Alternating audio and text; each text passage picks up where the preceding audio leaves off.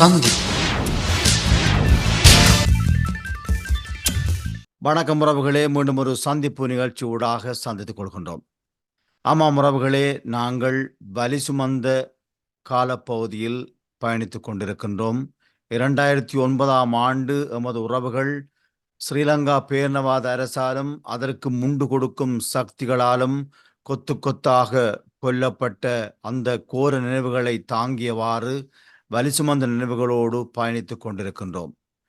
இவ்வாண்டு 15 ஆண்டுகளை தொட்டு நிற்கின்றது. ஆனாலும் எமக்கான நீதி இன்னும் கிடைக்கவில்லை. தொடர்ச்சியாக உலகெல்லாம் பறந்து வாழ்கின்ற தமிழினம் நீதிக்காக போராடி கொண்டிருக்கின்றார்கள்.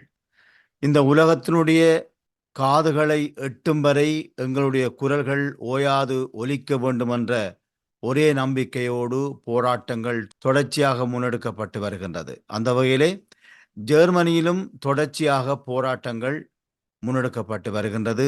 ஜெர்மன் தமிழர் ஒருங்கிணைப்பு குழுவின் ஏற்பாட்டில் தொடர்ச்சியாக எமது நீதிக்கான போராட்டங்கள், உரிமைக்கான போராட்டங்கள் நடைபெற்று வருகின்றது.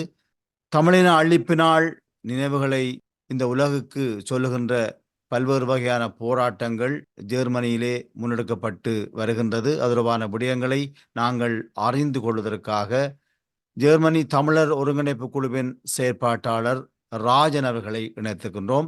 அவரோடு நாங்கள் அது தொடர்பான விடயங்களை பேசிக்கொள்ளலாம். வணக்கம் அன்புக்குரிய ராஜன் அவர்களே. வணக்கம் மனோண்ணா. வணக்கம் நோர்வே தமிழ் முரசம் இணையத்தினுடைய நேய நெஞ்சங்களே, உலகெங்கும் பறந்து வாழுகின்ற தாய் தமிழ் உறவுகளே, அனைவருக்கும் என்னுடைய இந்நேர உணர்வுகள் அந்த பணிவான வணக்கம். ஆமாம், மே 18 வலி சுமந்த நினைவுகளை நாங்கள் பேசுவதற்கு முன்பாக இந்த மே 18 கவனஈர்ப்பு போராட்டங்களும், மே 18 தமிழின் அழிப்புக்கு நீதி கேட்கும் போராட்டங்களும் தொடர்ச்சியாக ஜெர்மனியிலே தமிழர் ஒருங்கிணைப்பு குழுவால் முன்னெடுக்கப்பட்டு வருகின்றது. அந்த வகையிலே இந்த ஆண்டு 15வது ஆண்டாக இருக்கின்றது. ஜெர்மனியிலே எப்படியான போராட்டங்கள் முன்னெடுக்கப்பட்டிருக்கின்றது, எப்படியான போராட்டங்கள் முன்னெடுக்கப்பட இருக்கின்றது? நிச்சயமாக நான் நினைக்கின்றேன், இந்த 15 வருடத்தினுடைய நினைவேந்தல் இந்த காலப்பகுதி என்பது ஒரு கனதியான காலப்பகுதியாக நீங்கள் குறிப்பிட்டது போல உச்சமான வரிகளை நெஞ்சங்களிலே தாங்கி கொண்டு உலக தமிழினம், தாயகத்தில் மாத்திரமல்ல உலக பரப்பெங்கிலும் வாழ்ந்து கொண்டிருக்கின்ற தமிழினம் அந்த வணக்க திடல்களிலே அந்த உரிமை முழக்கங்களை வலி சுமந்த அந்த ஆத்துமாக்களினுடைய நீதி கோரல்களை வலுவாக முன்மொழிய இருக்கின்ற அல்லது எடுத்துரைக்க இருக்கின்ற அந்த தளங்களிலே மிகவும் காத்திரமான செயற்பாடுகளை முன்னெடுக்க வேண்டும் என்கின்ற உணர்வோடும் உரித்துடைய உரிமையோடும் இந்த தேசத்திலே பல்வேறு பணிகள் முன்னெடுக்கப்பட்டிருக்கின்றது. அந்த வகையிலே வளமை போன்று இந்த வருடமும் ஜெர்மனியினுடைய மத்திய மாநிலத்திலே அமைந்திருக்கின்ற டிசுல்டோப் நகரத்திலே இருக்கின்ற பாராளுமன்றத்துக்கு முன்பாக இருக்கின்ற அந்த லாண்டாக் என்று சொல்லப்படுகின்ற நினைவு பெருந்திடலிலே இந்த நிகழ்வுகள் முன்னெடுக்கப்பட இருக்கின்றது. ஆகவே இந்த நிகழ்வுகள் முன்னெடுக்கப்படுவதற்கு முன்னர் ஜெர்மனிய தேசத்திலே பல்வேறு நிகழ்ச்சிகள் இந்த மே 18 அடையாளத்தை ஒட்டி முன்னெடுக்கப்பட்டிருக்கின்றது. அதிலே குறிப்பாக சென்ற மாதம் இறுதி பகுதி, நான் நினைக்கின்றேன் 30ஆம் தேதி, ஜெர்மனியினுடைய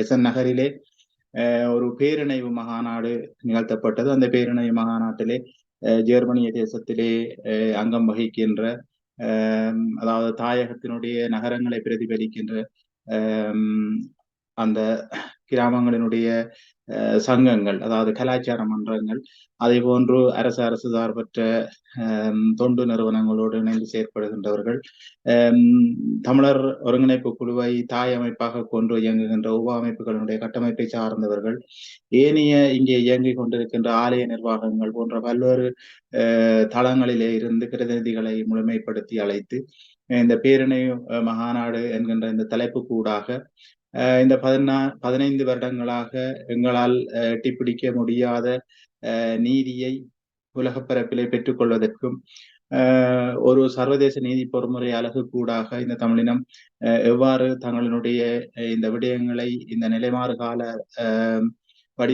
நிலைமாறு காலத்திலே எவ்வாறு அதை கையாளப் போகின்றது என்ற பல்வேறு விடயங்களை பல்வேறு தரப்புகளிலே இருந்து கருத்துக்களாக பகிர்ந்து கூட்டுணர்வாக இந்த 15வது ஆண்டு நினைவேந்தல் நிகழ்வு என்பதும் நீதி கோரல் என்பதும் மிக பிரமாண்டமாக முன்னெடுக்கப்பட வேண்டும் என்றும் ஜெர்மனிய தேசம் தழுவிய வகையிலே ஒரு மையத்திலே அனைத்து மக்களையும் கூட்டணிக்க வேண்டும் என்கின்ற பல்வேறு தீர்மானங்களை அந்த பேரணி மகாநாடு எடுத்திருந்தது. அதனைத் தொடர்ந்து இந்த மாதம் மே மாதம் 3ஆம் தேதி ஜெர்மனிய தேசத்தின் தலைநகரான பெர்லினிலே வந்து அதாவது வாழ்விட மொழியாளர்களுக்கான மாற்று மொழியாளர்களுக்கான ஒரு நிகழ்ச்சியை இளையோர்கள் முன்னெடுத்திருந்தார்கள். அதுவும் ஒரு பெருத்த கூட்டுணைவாகத்தான் அந்த முயற்சி முன்னெடுக்கப்பட்டது இளையோர்களால்.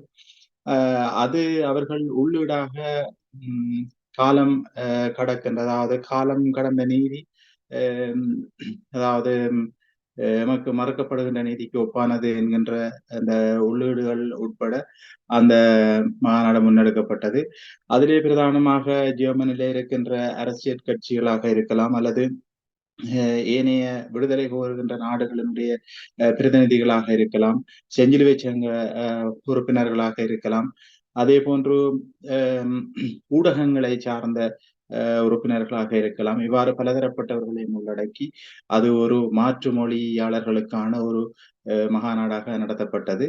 அதிலும் குறிப்பாக நாங்கள் இழந்து நிற்கின்ற இந்த இழப்புகளுக்கும் நாங்கள் இந்த உலக பரப்பெல்லாம் இருக்கின்ற போரின் அடையாளங்கள் அல்லது சாட்சியங்களுக்கு இடையே இன்னும் கிடைக்காத இந்த நீதி ஏன் ஓரம் கட்டப்படுகிறது என்கின்ற ஆதங்கம் உட்பட்ட ஒரு நிகழ்வாக அது இருந்தது. அந்த இடத்திலே குறிப்பாக பெர்லின் நகரத்தினுடைய நகரபிதா அவர்கள் தன்னுடைய கருத்திலே இந்த போராட்டம் தமிழ் மக்களுக்கு உண்மையான நியாயம் கிடைக்க வேண்டும் என்கின்ற போராட்டம், நிச்சயமாக அவர்கள் தங்களுக்கான அந்த நீதி கிடைக்கும் வரை தொடர்ச்சியாக போராட வேண்டும் என்கின்ற உறுதிப்பாடுகளையும் மிக தெளிவாக பதிவு செய்திருந்தார். இதே போன்று அந்த அரங்கிலே கூடியிருந்த மாற்று மொழியாளர்கள் எங்கள் மூலமாக, அதாவது இளையோர்கள் மூலமாக முன்வைக்கப்பட்ட பல சாட்சியங்களை அவர்கள் நேரடியாக பார்த்து அவர்களுடைய கருத்துக்களை உள்வாங்குகின்ற போது அவர்களுடைய உணர்வுகளிலே, அவர்களுடைய எண்ணங்களிலே எமக்கு சார்பான கருத்துக்கள் நிலவியதை அடையாளமிட்டுக் கொள்ள முடிந்தது. ஆகவே இப்படிப்பட்ட அந்த மாற்று மொழியாளர்களுடைய, அதுல குறிப்பாக இந்த நகர விழாக்களுடைய எண்ணங்களிலே வருகின்ற மாற்றங்கள் தொடர்ச்சியாக ஏனைய அனைத்து நகரங்களிலும் அது மாற்றலாகி மறுமலர்ச்சியாகி எங்களினுடைய இந்த நீதி பரிபாலனத்துக்கு அவர்களுடைய கரங்கள் எங்களோடு இணைய வேண்டும் என்கின்ற ஒரு மேலெழுந்த வாரியான பொது பார்வைகளுக்கு ஊடாக அது முழுமை பெற்றது. அவை இப்படி இந்த இளையோர்களினுடைய தொடர்ச்சியான உழைப்பு என்பது, இங்கே வளர்ந்து வருகின்ற இளையோர்களுடைய தொடர்ச்சியான உழைப்பு என்பது உண்மையில் இந்த ஈகம் செய்து கொண்ட மக்களினுடைய ஆத்ம பலத்தோடு அவர்கள் முன்னகர்ந்து போகின்றார்கள். அவர்களுக்கு பக்கத்துணையாக இங்கே இருக்கின்ற அனைத்து மக்கள் கட்டமைப்புகளும் பிரதிநிதிகளும் அவர்களுக்கு உற்சாகம் கொடுப்பதோடு அவர்களுடைய செயற்பாட்டோடு இணைந்திருக்கின்றார்கள். ஆகவே காலப்போக்கில் அது ஒரு திருப்பு முனையாக ஒரு நியாயாதிக்கத்தை முன்னிறுத்துகின்ற ஒரு செயல் வடிவமாக அது நிச்சயமாக மாற்றம் பெறும். அந்த மாற்றத்துக்கூடாக நாங்கள் இழந்து போயிருக்கின்ற அந்த உறவுகளுக்கான, ஆன்மாக்களுக்கான, தமிழினம் சிந்தியிருக்கின்ற இரத்தங்களுக்கான ஒரு நீதி பரிபாலனத்தை எட்டிப்பிடிக்கும் என்ற அசைக்க முடியாத நம்பிக்கையின் வழியிலே அது பயணமாகின்றது. இந்த 2 பெரு நிகழ்வுகள் இந்த மே 18 பிரதான அடையாள நினைவு நாளை மே 18ஆம் தேதி நடக்க இருக்கின்ற நினைவுகளை முதன்மைப்படுத்தி முன்னெடுக்கப்பட்டிருக்கின்றது. இதைவிட நகர ரீதியாக, மாநில ரீதியாக மக்களை இந்த நினைவு திடலுக்கு அழைத்து வரப்படுகின்ற அனைத்து செயற்பாடுகளோடும் தமிழ் இளையோர் அமைப்பு, தமிழ் பெண்கள் அமைப்பு, ஈழத்தமிழர் மக்களவை போன்றவை தொடர்ச்சியாக செயற்பட்டு கொண்டிருக்கின்றார்கள். இந்த 15வது ஆண்டினுடைய நினைவை ஒரு முழுமுதல் நிகழ்வாகவும் உணர்வு பிரவாகத்திலே ஒரு பெருத்த அடையாளத்தை ஏற்படுத்த வேண்டும் என்பதற்காக மாநில ரீதியாக பேருந்து ஒழுங்குகள் செய்யப்பட்டிருக்கின்றது. அவர்கள் இலகுவான முறையிலே, அதிலும் குறிப்பாக வருகின்ற 18ஆம் தேதி சனிக்கிழமை என்ற காரணத்தின் அடிப்படையில் விடுமுறைகளை பெற்றுக்கொள்வதில் மிக இலகுவாக இருக்கின்ற காரணத்தினாலும் பெருமளவான மக்கள் திரட்சியாக அணியமாகி அந்த திடலில் வந்து சேருவார்கள். அன்றைய நாள் ஜெர்மனிய தேசத்தின் மிக பெருத்த ஒரு உணர்வின் எழுச்சியாக அல்லது உணர்வின் உரிமை மானுட பேரணைவாக அது இணைந்து வணக்கம் செலுத்தி நீதி கோருதலுக்கு அது வழிவகுக்கும் என்பதை நான் இங்கே முன்னேற்பாட்டு நிகழ்வுகளாக பதிவு செய்ய விரும்புகின்றேன்.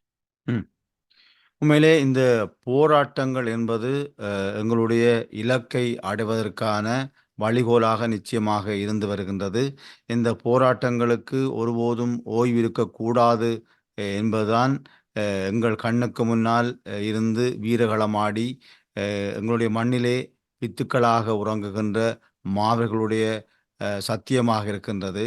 நிச்சயமாக அவர்களுடைய அந்த சத்தியத்தை தாங்கி நிற்கின்ற நாங்கள் இந்த போராட்டங்களிலிருந்து ஒருபோதும் ஓய்ந்துவிடக்கூடாது என்ற எண்ணப்பாட்டை மனதில் வரித்து கொள்ள வேண்டிய தேவை இருக்கின்றது. அந்த வகையிலே தமிழின அழிப்பு நாளுக்குரிய போராட்டங்கள் எவ்வளவு முக்கியம் பெறுகின்றது, இந்த போராட்டத்தை தமிழ் மக்களாகிய நாங்கள் எவ்வாறு முன்னெடுத்து செல்ல வேண்டிய தேவை இருக்கின்றது.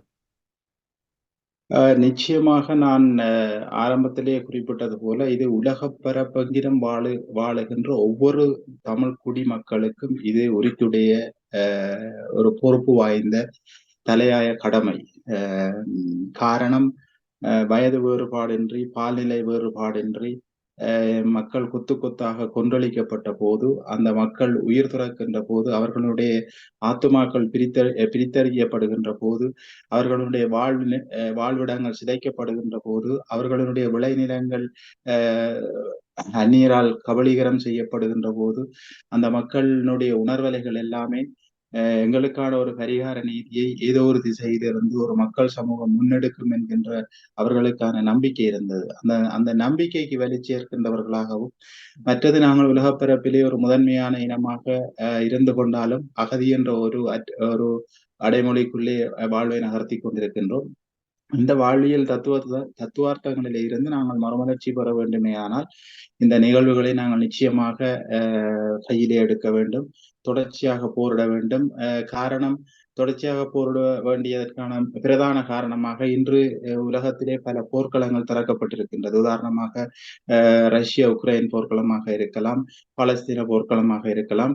இந்த போர்க்களங்கள் எல்லாம் அதாவது தங்களை ஒரு சுதந்திர தேசமாக பிரகடனப்படுத்தி ஐக்கிய நாடுகள் சபையிலே தங்களுக்கான அடையாள கொடிகளோடு இருக்கின்ற இந்த நாடுகளுக்கு மத்தியிலே உருவாகி இருக்கின்ற இந்த போர்முறை கலாச்சாரம் என்பது ஏனைய சிறிய தேசங்களையும் சிறிய நாடுகளையும் பார்வை செலுத்துவதற்கான பக்கங்களை மறைத்துவிடும். ஆகவே அவர்கள் அப்படிப்பட்ட ஒரு உறங்கு நிலையிலே அல்லது மறைப்பு நிலையிலே அவர்கள் சென்று கொண்டிருந்தாலும் கூட நாங்கள் எங்களுடைய உரிமை சார்ந்த எங்களுடைய நீதி சார்ந்த விடயங்களை தொடர்ந்து உலகப்பரப்பிலே நாங்கள் சொல்ல வேண்டிய மக்களாகவும், போர்க்களங்களில் ஜனநாயக தளங்களிலே நாங்கள் தொடர்ந்து போராட வேண்டிய கட்டாயமும் எங்களிடம் இருக்கின்றது. அப்படி நாங்கள் ஓய்வின்றி போராடுகின்ற, ஓய்வின்றி எங்கள் விடயங்களை நியாயங்களை எடுத்துரைக்கின்ற போதுதான்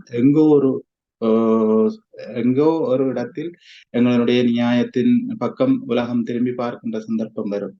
அவ்வாறு இல்லாமல் நாங்கள் இந்த கால நீட்சியிலே கரைந்து நாங்கள் ஏதோ ஒரு காரணத்தின் அடிப்படையிலே மௌனம் சாதிக்கவோ அல்லது நாங்கள் அமைதி கொள்ளவோ சந்தர்ப்பம் கொடுப்போமே ஆனால் அதுவே எங்களுடைய இருப்பை இன்னும் இல்லாமை செய்து விடுவதற்கும், அதேவேளை இன்று தாயகத்திலே மறைமுகமாகவும் நேரடியாகவும் நிகழ்த்தப்படுகின்ற நிலச்சுரண்டல்கள், வளச்சுரண்டல்கள் மற்றும் பல்வேறு நெருக்கடிகளுக்குள், குறிப்பாக கலாச்சாரங்களை சீரழிக்கின்ற நிகழ்வுகளுக்குள் ஸ்ரீலங்கா பேரினவாத அரசு முழுமையாக திட்டமிட்டு எங்கள் இருப்பை இல்லாது ஒழிக்கின்ற ஒரு இன்னும் பெருத்த அழிவை அது செய்வதற்கு தயாராகும். ஆகவே அந்த நிரல்களுக்கு இடம் கொடாமல் நாங்கள் உலகை விழிப்புள்ளே வைத்திருக்க வேண்டுமே ஆனால் நாங்கள் தொடர்ந்து போராட வேண்டிய மக்களாக இருக்கின்றோம். அது அறிவியல் கூர்மை கொண்டு ஜனநாயக தளங்களிலே மிக காத்திரமான போர்க்களங்களை அதாவது நிலைமாறு காலத்தினுடைய வடிவங்களிலே கையிலே எடுத்து தொடர்ச்சியாக அதனை செய்ய வேண்டிய மக்களாக இருக்கின்றோம். நிச்சயமாக நீங்கள் குறிப்பிட்டது போன்று இந்த போராட்டம் என்பது ஓய்வில்லாமல் இருக்க வேண்டும். இந்த போராட்டங்கள் ஓய்மானால் நிச்சயமாக எங்களுடைய உரிமைகளும் எமக்கு இழைக்கப்பட்ட அநீதிகளும் மறைக்கப்பட்டுவிடும். ஆகவே நாங்கள் தொடர்ந்து குரல் எழுப்புகின்ற போதுதான் எங்களுடைய உரிமைக்கான கருத்தியல் இந்த உலக பரப்பிலே இயங்கு சக்தியோடு இருக்கும். இந்த இயங்கு சக்தியை அழிப்பதற்கான முயற்சிகள் கூட எம்மை சுற்றி நடைபெறுகின்றதை நீங்கள் நிச்சயமாக அறிவீர்கள். ஆகவே இந்த அழிப்பு, குறிப்பாக தமிழின அழிப்பை முன்னெடுத்த சக்திகளுக்கூடாக தமிழ் மக்களை இந்த விடுதலை அரசியலிலிருந்து விலத்தி வைக்க வேண்டும் என்பதற்கான முழு முயற்சிகள் பின்னப்படுகின்றது. இந்த சூழ்ச்சிகளையும் சூட்சுமங்களையும் தகர்த்தெறிவதற்கு தமிழ் மக்களாகிய நாங்கள் எப்படியான முனைப்புகளை காட்ட வேண்டிய தேவை இருக்கின்றது? நாங்கள் தமிழ் மக்களாகிய நாங்கள் ஒன்றை புரிந்து கொள்ள வேண்டும். இன்று எங்களுக்கு முன்னால் நிகழ்கால வாழும் வழிகாட்டியாக இருக்கின்ற தேசிய தலைவர் அவர்களுடைய தூய எண்ணங்கள், அவர்களுடைய கோட்பாட்டு தத்துவங்கள், அவர்களுடைய எந்த காலத்துக்கும் ஏற்புடையதாக இருக்கக்கூடிய அவரால் குறிப்பிடப்படுகின்ற குறிப்புகள், இவை எல்லாமே தமிழ் தேசிய இனத்தை நெறிப்படுத்தும், வளப்படுத்தும் என்பதில் மாற்றமில்லை. ஏன் நான் இதை குறிப்பிடுகின்றேன் என்றால், எங்களை, அதாவது தமிழ் தேசிய இனமாகிய எங்களையும் எங்கள் தேசத்தினுடைய வளங்களையும் நீண்ட காலமாக அந்நிய சக்திகள் விருப்பு கொண்டவர்களாகவும் ஆசை கொண்டவர்களாகவும் அந்த வளங்களை ஏற்கனவே அதை பெற துடித்தவர்களாகவும் இருந்திருக்கின்றார்கள். தமிழீழ தேசியத்தினுடைய நிழலரசு காலம் இயங்கு நிலையில இருந்த போது பல்வேறு மாற்று இயக்கங்கள் பல்வேறு எண்ணங்களோடு, அதாவது விடுதலை என்கின்ற ஒற்றை புள்ளியிலே இருந்து முகிழ்விட்டிருந்தாலும் அவர்கள் மாற்று எண்ணங்களை கொண்டு கரைந்து அவர்கள் பல்வேறு சக்திகளுக்குள்ளே ஈர்ப்புடையவர்களாக போய் அவர்கள் ஏனைய விடயங்களிலே நின்று எங்களை எதிர்நிலையாளர்களாக நோக்கிய போதிலும் கூட ஒரு சரியான வழிநடத்தலையும் சரியான நெறிப்படுத்தலையும் அறத்தின் வழி நின்று காட்டிய வழியும் தான் தமிழ் தேசிய இனம் ஒரு ஒற்றை தலைவனுக்கு பின்னால் முழுமையாக அணிதிரண்டது. ஆகவே அந்த காட்டப்பட்ட வழித்தடமும் இன்றும் நெறிப்படுத்துகின்ற அந்த வழித்தடமும் எங்களிடமிருந்து விலகி செல்லவில்லை. நாங்கள் அளவுக்கு அதிகமான ஆத்துமாக்களை நாங்கள் தேசமெங்கும் விதைத்திருக்கின்றோம். அந்த விதைகளிலே இருந்து புறப்படுகின்ற ஆத்ம ஒலிகள் நிச்சயமாக திசை மாறி செல்வதை ஒருபோதும் விரும்பாது. அற்ப சலுகைகளுக்கும் அற்ப ஆசைகளுக்குமாக தடமாறி செல்கின்றவர்கள் என்றோ ஒரு நாள் சத்தியத்தின் முன்னால் அவர்கள் சாவடைந்து போவார்கள் என்பதில் மாற்றமில்லை. ஆகவே ஒரு உண்மையின் வழி நின்று உழைக்கின்ற மக்கள் முதலிலே விழிப்பு கொள்ள வேண்டும். விழிப்புத்தான் விடுதலையின் முதற்படி என்று சொல்லப்படுகின்ற மேதகு அவர்களுடைய தத்துவார்த்தமான கருத்தியல் அதைத்தான் முதன்மைப்படுத்துகின்றது. ஆகவே நாங்கள் விழிப்பு கொள்வதற்கு தேவையான அறிவியல் எங்களிடம் முழுமையாக இருக்கின்றது. ஆனால் இருந்தாலும் இங்கே ஒன்றை புரிந்து கொள்ள வேண்டும். ஒற்றை மனிதர்களாக நின்று குழப்பங்களை விளைவிப்பவர்கள் அல்லது ஒற்றை மனிதர்களாக இருந்து பெயர் சொல்லக்கூடியவர்கள் என்ற நிலையை தாண்டி அரசுக்கு அரசு உதவுகின்ற வழிமுறைக்குள்ளே நிகழ்த்தப்படுகின்ற மிக திட்டமிட்ட இந்த நீங்கள் சொல்லுகின்ற சலசலப்புகளையும் குழப்பங்களையும் உருவாக்குகின்ற இந்த சக்திகள், பெரும் சக்திகளை நிச்சயமாக மக்கள் தெளிவாக இனம் கொண்டு கொள்ள வேண்டும். யார் உண்மையாக இந்த மக்களின் விடுதலை நோக்கி அல்லது மக்களினுடைய நியாயம் நோக்கிய பாதையிலே சரியாக தெளிந்த மனதோடு யார் வழிநடத்துகின்றார்களோ அவர்களின் வழிகாட்டுதல்களையும் கருத்துக்களையும் மக்கள் செவிமடுக்க வேண்டும். மக்கள் மனங்களிலே எழுகின்ற ஐயப்பாடுகள் தனிமனித ஐயப்பாடுகளாக இருந்தால் அவற்றை 1க்கு 2 தடவைகள் பரிசீலித்து பார்த்து சரி விலையை பார்த்துக் கொள்ளலாம். ஆனால் ஒரு பொது தளத்திலே ஏற்படுகின்ற அபாயகரமான சந்தேகங்களும் சலசலப்புகளையும் நிச்சயமாக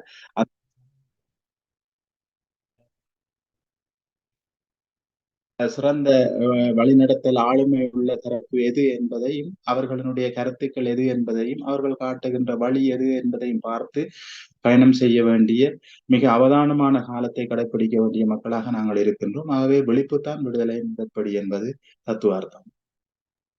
நிச்சயமாக. அதாவது நாங்கள் எந்த சிந்தனை கூடாக எங்களுடைய போராட்டத்தை வென்றெடுப்பதற்கு பயணித்துக் கொண்டிருக்கின்றோமோ அவருடைய சிந்தனைகளை அழிப்பதற்கான முயற்சிகள் பல்வேறு சக்திகளுக்கூடாக ஆங்காங்கே நடைபெற்று கொண்டுதான் தொடர்ச்சியாக இருக்கின்றது. இந்த 15 ஆண்டுகளிலே இந்த சூழ்ச்சிகள் தொடர்ச்சியாக பின்னப்பட்டு கொண்டிருக்கின்றது. ஒவ்வொரு காலகட்டத்திலும் தமிழீழ தேசிய தலைவருடைய சிந்தனையும் மாவைகளுடைய அந்த உறுதிகுலையாத சத்தியமும் இந்த சூழ்ச்சிகளை எல்லாம் உடைத்தெறிந்து மக்களை உண்மையான விடுதலை போராட்டத்தினூடாக நகர வைத்து கொண்டிருக்கின்றது.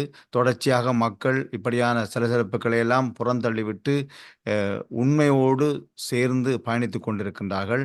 அந்த வேளை இப்படியான சூழ்ச்சிகளை எல்லாம் மக்கள் உடைத்தெறிந்து எந்த இலட்சியத்துக்காக எமது மாவீரர்கள் மண்ணிலே உறங்கிக் கொண்டிருக்கின்றார்களோ அந்த இலட்சியத்துக்காக தொடர்ந்து மக்கள் பயணிப்பார்கள் என்ற நம்பிக்கையோடு இந்த மே 18 வழிகளும் நாங்கள் கண்டிப்பாக நினைவு கொண்டு தான் செல்ல வேண்டிய தேவை இருக்கின்றது. எமது மக்கள் பட்ட அந்த அவலங்களும் வலிகளும் வார்த்தைகளால் நாங்கள் சொல்லிவிட்டு போக முடியாதவை இருந்தாலும் சில விடயங்களை இந்த காலகட்டத்தில் நாங்கள் மீள நினைத்து பார்க்க வேண்டிய தேவை இருக்கின்றது. எங்களுடைய அடுத்த சந்ததிகளுக்கும் அதை நினைவூட்ட வேண்டிய தேவை இருக்கின்றது.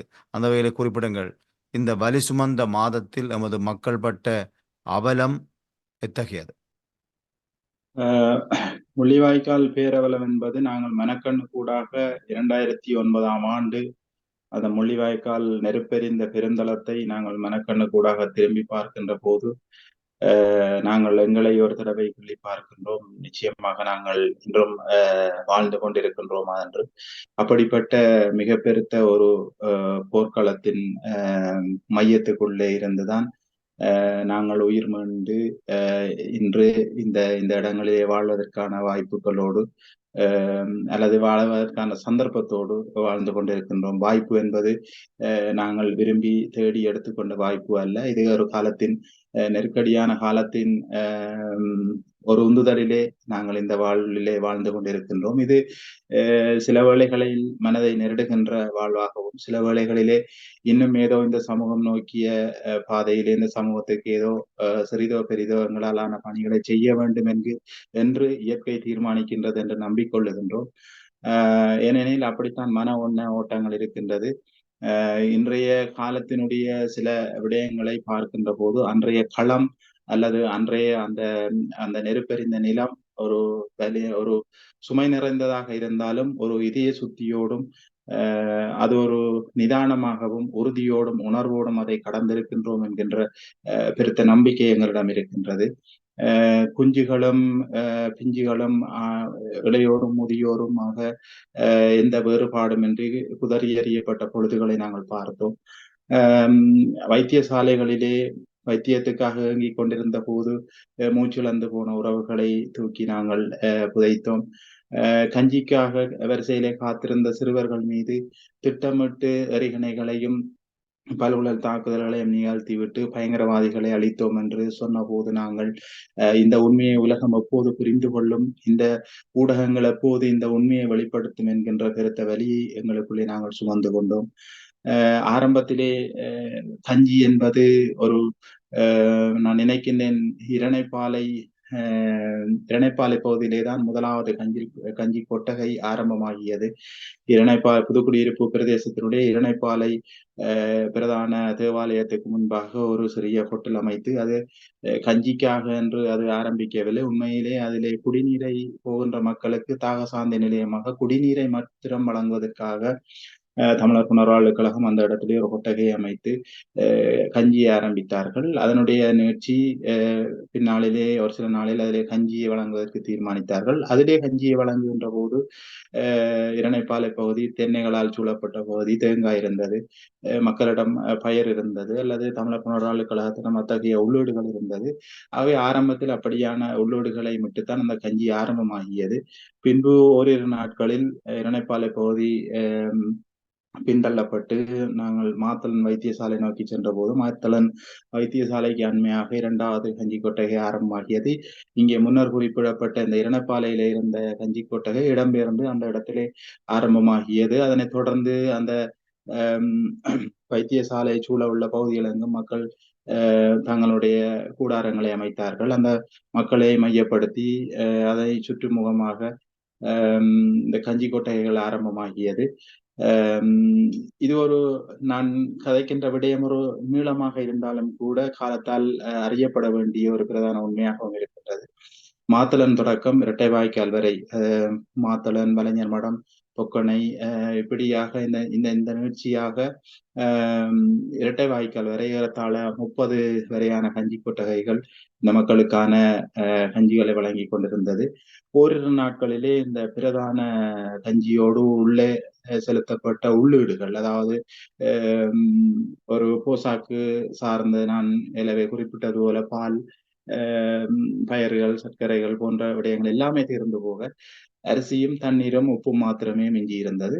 அம் ஆரம்பத்திலே சிறுவர்களை அ ஆரோக்கியமாக வைத்திருக்க வேண்டும் என்பதற்காகத்தான் முழுமையாக அது இயங்கத் தொடங்கியிருந்தாலும், பின்னாட்களிலே மக்களினுடைய ஒரு பிரதான உணவு தளமாக அந்த கஞ்சி கொட்டைகள் மாறியது. இந்த கஞ்சி கொட்டைகளை இலக்கு வைத்து கண்மூடித்தனமாக தாக்கினார்கள். எங்கள் கண்ணாலே கண்டோம். கஞ்சியை கஞ்சிக்கான அரிசியை புடைத்துக் கொண்டிருந்த ஒரு தாயார், அந்த அரிசி மூட்டைக்கு மேலே சிதறி கிடக்கின்ற போது, அந்த கஞ்சிக்காக ஏந்தியிருந்த கஞ்சி பாத்திரங்கள் இரத்தங்களால் கசிந்து கொண்டிருந்த போது, அதை ஜீரணிக்க முடியாத மக்களாக அலறியடித்தார்கள்.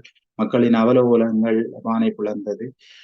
இப்படி இந்த மக்கள் ஓட ஓட மக்கள் தங்களுடைய பசியையும், பட்டினியையும் சுமந்தபடி, ஆனால் ஒரு உறுதி தளராத ஒரு மக்கள் சமுதாயமாக அவர்கள் நகர்ந்திருந்தார்கள்.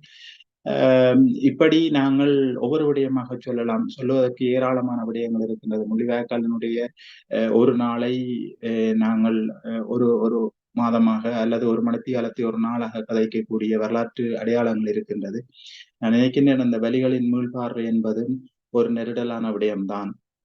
ஆகவே இது ஒரு மிக கனதியான அதாவது தெற்காசிய பிராந்தியத்திலேயே மிக பெருத்த ஒரு மயான பூமியாக காட்சியளிக்கப்பட்ட அந்த தளத்திலே வாழ்ந்த மக்களுடைய உணர்வலைகள். அந்த முள்ளிவாய்க்காலிலே பிறந்த ஒரு பிள்ளைக்கு இன்று 15 வயது. அந்த பிள்ளையும் கூட திரும்பி பார்க்கின்ற போது இந்த 15 வருடத்திலும் எட்டிப் பிடிக்காத நீதிக்கு நான் இன்னும் எத்தனை வருடங்கள் தொடர்ந்து போராட வேண்டும் என்கின்ற ஏக்கம் இருக்கலாம். இன்னும் மீதியோரங்களிலே போராடுகின்ற மக்களினுடைய வலிகள் நாங்கள் அறிந்தவை. அந்த மண்ணிலே இருந்து வெளியேறுகின்ற போது தாங்களாக கையளித்தவர்களும், காணாமலாக்கப்பட்டவர்களுக்குமாக ஏங்கி தவிக்கின்ற வலிகள் ஏராளமாகவே தாயக தேசம் ஒட்டுமொத்தமான வலிகளிலே இருந்து மாறுபடுவதற்கு இன்னும் நிறைய விடயங்களுக்காக போராட வேண்டிய சக்தியாக இருக்கின்றோம். ஆகவே இந்த ஒட்டுமொத்தமான வலிகளையும் நாங்கள் ஆசுவாசப்படுத்தி விரடி விட்டு அந்த மக்களை நாங்கள் இன்னும் ஒரு சாதாரண வாழ்வில் விட்டுச் செல்ல வேண்டுமேயானால், நாங்கள் இந்த தளங்களிலே ஜனநாயக தளங்களிலே அந்த வலிகளை சொல்லி போராட வேண்டும். அந்த போராட்டத்தின் இருந்துதான் ஒரு திருப்பு முனையை எட்டிக்கொள்ள வேண்டும். ஆகவே வலிகளைப் பற்றி பேசுவது என்பது மிக பெருத்த நீளமாக அமையும் என்று நான் நினைக்கின்றேன். நிச்சயமாக. அதாவது ஒரு சில விடயங்களையாவது நாங்கள் இந்த காலகட்டத்திலே நினைவுபடுத்த வேண்டிய தேவை இருக்கின்றது. காரணம், நீங்கள் அந்த தளத்திலிருந்து வந்திருக்கின்றீர்கள். ஒரு முன்னாள் போராளியாக இருந்தது மட்டுமல்லாமல், நமது மக்கள் பட்ட அவலங்களை நேரடியாக கண்கண்ட சாட்சியாக பார்த்தவர் என்ற வகையிலே சில விடயங்களை மீட்டிக் கொள்வதற்காக கேட்டிருந்தேன். ஆமாம் உறவுகளே, இந்த தமிழின அழிப்பு என்பது நாங்கள் கடந்து போக முடியாத ஒன்று. எங்களுடைய இனம் பட்ட அவலம், எங்களுடைய இனத்துக்கான நீதி, இவற்றையெல்லாம் பெற்றெடுக்க வேண்டிய பாரிய பொறுப்பு புலம்பெயர்ந்து வாழ்கின்ற தமிழ் மக்களாகிய எங்களிடம்தான் இருக்கின்றது என்பதை நாங்கள் ஒருபோதும் மறந்துவிடக்கூடாது. எங்களுக்கு இருக்கின்ற அனைத்து வளங்களையும் பயன்படுத்தி நாங்கள் வாழ்கின்ற காலப்பகுதியில் எமது இனத்துக்கு இழைக்கப்பட்ட அநீதிக்கு நீதி கேட்டு நாங்கள் போராடியே ஆக வேண்டும். இன்று தாயகத்திலே மக்கள் பெரும் அச்சுறுத்தல்களுக்கு மத்தியிலும் தொடர்ச்சியாக இந்த நினைவுகளையும் உரிமைக்கான போராட்டங்களையும் முன்னெடுத்து வருகின்றார்கள். அங்கு கஞ்சி காய்ச்சினால் கூட கைது செய்யப்படுகின்ற நிலை இருக்கின்றது. அந்த அளவுக்கு அச்சுறுத்தல்கள் மத்தியிலே மக்கள் எங்களுடைய நினைவுகளையும் எங்களுடைய வலிகளையும் தியாகங்களையும் அடுத்த சந்ததிக்கு கடத்த வேண்டும் என்ற ஒரே நோக்கோடு தொடர்ச்சியாக இந்த போராட்டங்களை முன்னெடுத்து கொண்டிருக்கின்றார்கள். ஆகவே புலம்பெயர்ந்த நாடுகளில் நாங்கள் இருக்கின்றோம், எங்களுக்கு இப்படியான அச்சுறுத்தல்கள் இல்லை. ஆகவே நாங்கள் தொடர்ந்து எமது மக்களுக்கு இழைக்கப்பட்ட அநீதிக்கு எதிராக குரல் கொடுப்பதோடு எங்கள் உரிமையை வென்றெடுப்பதற்கு நாங்கள் தொடர்ந்தும் ஒவ்வொரு போராட்டங்களிலே பங்கெடுக்க வேண்டிய பொறுப்பு, கடமை எங்களுக்கு இருக்கின்றது என்பதை நாங்கள் ஒருபோதும் மறந்துவிடக் கூடாது என்பதை இந்த நிகழ்ச்சி கூடாக தெரிவித்துக் கொண்டு, இதுவரை இணைந்து கொண்டு பலி சுமந்த மாதத்தில் நடைபெறுகின்ற போராட்டங்கள் தொடர்பான தகவல்களையும் இந்த பலி சுமந்த மாதத்தின் நினைவுகளையும் எங்களோடு பகிர்ந்து கொண்ட ஜெர்மன் தமிழர் ஒருங்கிணைப்பு குழுவின் செயற்பாட்டாளரும் முன்னாள் போராளியுமான ராஜன் அவர்களுக்கு நன்றிகளை தெரிவித்துக் கொண்டு விடைபெறுகின்றேன். நன்றி, வணக்கம் அன்புக்குரிய ராஜன் அவர்களே. வணக்கம். நன்றி. வணக்கம் மனோண்ணா. மீண்டும் ஒரு சந்தர்ப்பத்திலே பேசுவோம். நன்றி. சந்திப்பு.